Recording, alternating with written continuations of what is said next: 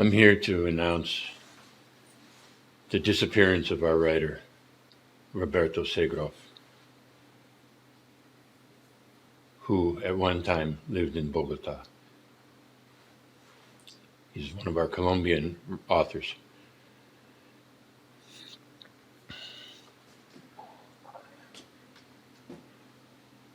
I don't want to waste your time with emotional bullshit, but I will tell you that it hasn't been easy, and I will tell you that I don't want one more person to come over my shoulder like a fucking psychopathic homunculus and tell me, whisper in my ear, it's not your responsibility, you're a publisher.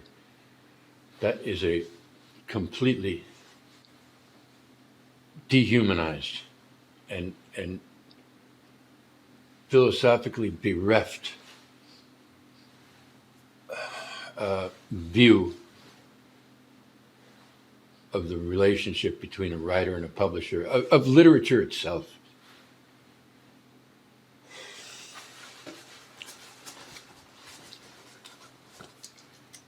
Thanks. So,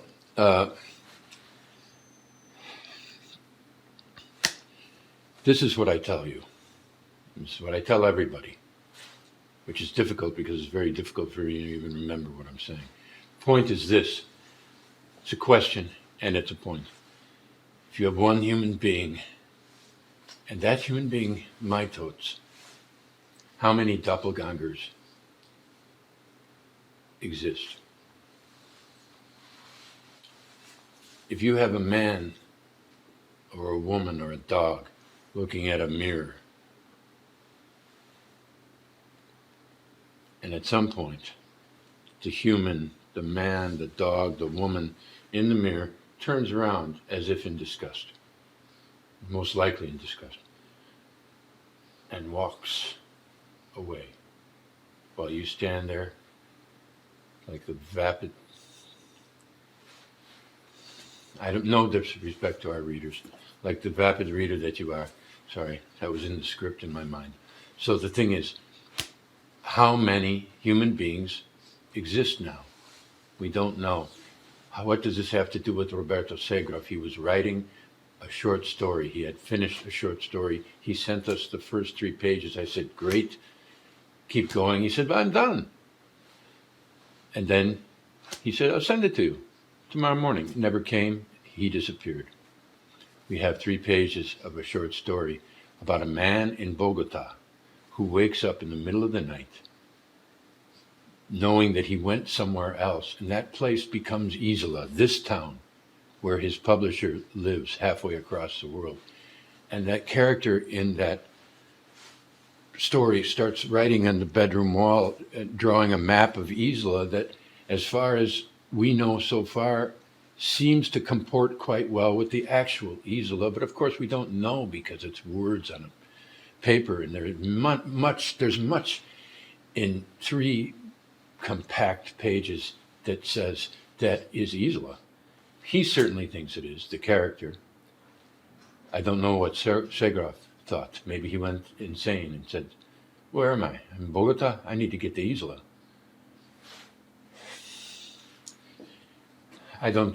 Writers are not superhuman, but sometimes they do things that nobody else can do.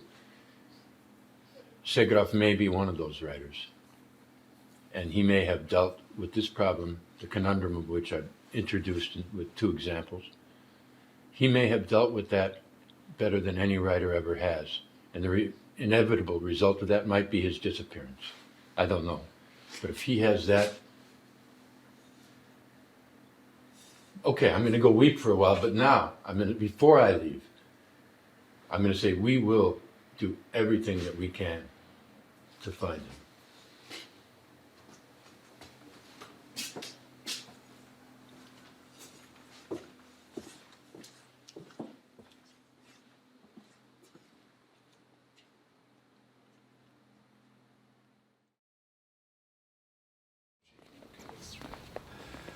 Portrait of a drowning man.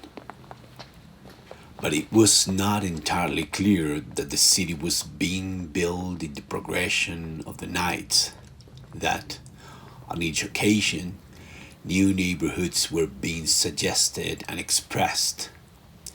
With every entry into my dream, it could be that I started on a different street or departed from the same street for a series of nights.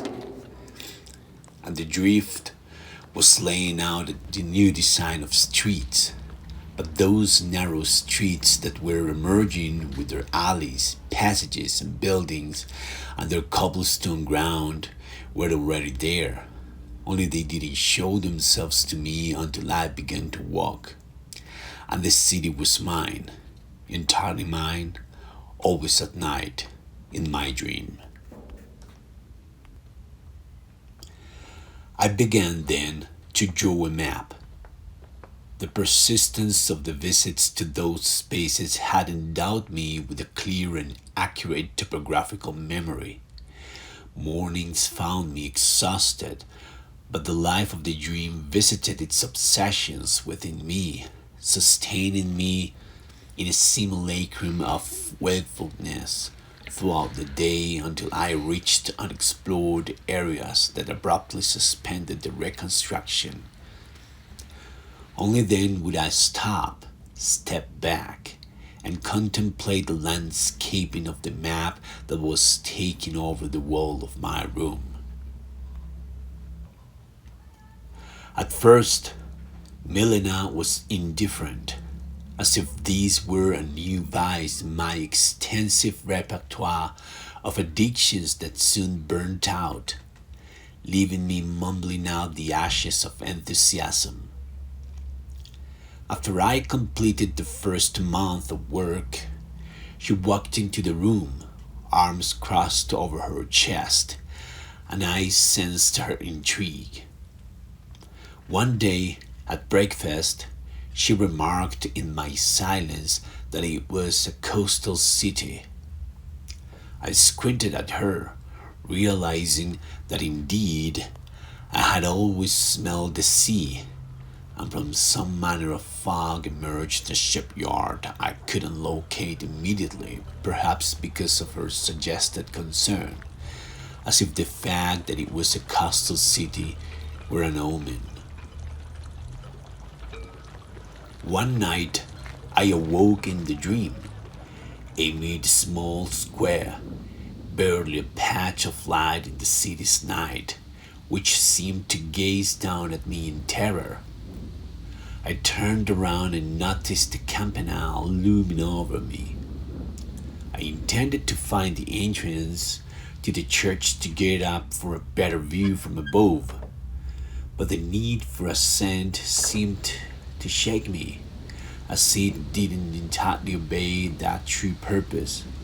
My dream self post hoc admonished for the hypocrisy of his motivations. I only wanted to enter and climb to avoid contemplating the structure from its base. I remembered the linguist asserting, regarding an ancient poem, that many stayed near the monument's foundations, hiding in its shadow instead of ascending to gaze from the heights of meaning. Then, a sea breeze seemed to outline the scene. Platforms, trees, benches emerged here and there. A narrow street deepened into space, and tall, weathered walls cut through the wind. I headed downhill, my wise feet guiding me confidently. I passed gateways with thick wooden doors that knew human history by heart and guarded it with a melancholic and resigned air. At the end of the alley, a solid row of walls, yellowish, governed by a fine freckled and greenish mold, loomed. I could turn left and climb a cobbled alley towards another square with a church that I now accurately guessed was a university, or I could go right, where a broad esplanade opened. I went in that direction, and there, at the end, asleep but attentive, was the shipyard.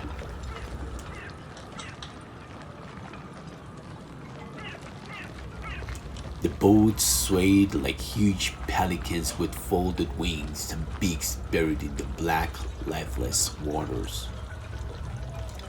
The salty taste rendered me awake again, still in my bed. My feet throbbed and my tongue stuck to the roof of my mouth. It was still dark, but I couldn't let the sensation escape. I got up smoothly so as not to disturb Milena. In the kitchen, I found a candle holder she had inherited, adorned a shelf. I lit the stove and brought the candles petrified and close, like a remnant of the past invading that night, projecting its light into this text. I returned, and with its meager luminescence, I began desperately tracing those spaces on the wall. Dawn found me reproducing the shipyard. At one point during my work, I felt Milena's gaze. She observed me as if blind, absorbed in her thoughts. There was no reproach, if perhaps disbelief. I gestured for her to see that she hadn't been wrong, that indeed there was a coast. She sighed, but it left me unsettled, as if my actions were inappropriate.